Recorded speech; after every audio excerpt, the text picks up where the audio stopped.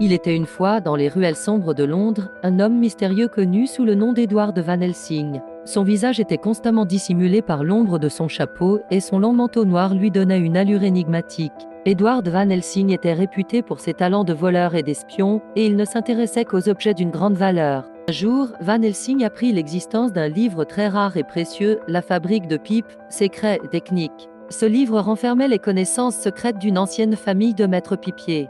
Des informations uniques et recherchées par les collectionneurs et les passionnés du monde entier. La légende voulait que ce livre détienne également un secret mystérieux lié à une pipe légendaire, réputée pour conférer des pouvoirs surnaturels à celui qui la fumait. Van Helsing, attiré par la promesse d'un pouvoir incommensurable, décida de mettre la main sur ce livre. Il savait que cela ne serait pas une tâche facile, car le livre était soigneusement protégé dans une salle de l'atelier le plus sécurisé de Cogolin. Cependant, Van Helsing n'était pas homme à reculer devant un défi. Il se mit à l'œuvre, élaborant un plan complexe et minutieusement orchestré. Il se renseigna sur les systèmes de sécurité de l'atelier, étudia les habitudes des gardiens et même s'introduisit discrètement dans la salle pour repérer les éventuels pièges. Au fur et à mesure de ses recherches, Van Helsing découvrit les raisons profondes qui le poussaient à voler ce livre. Il était hanté par le désir de connaître les secrets de fabrication des pipes les plus exquises, des pipes capables de révéler les pensées les plus profondes. Il aspirait à comprendre l'alchimie secrète qui donnait naissance à ces objets si mystérieux.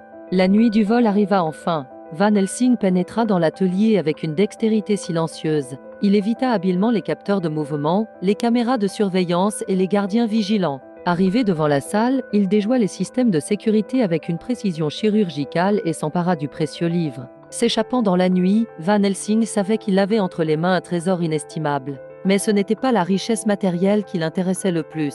C'était la connaissance, la vérité cachée derrière les lignes de ce livre.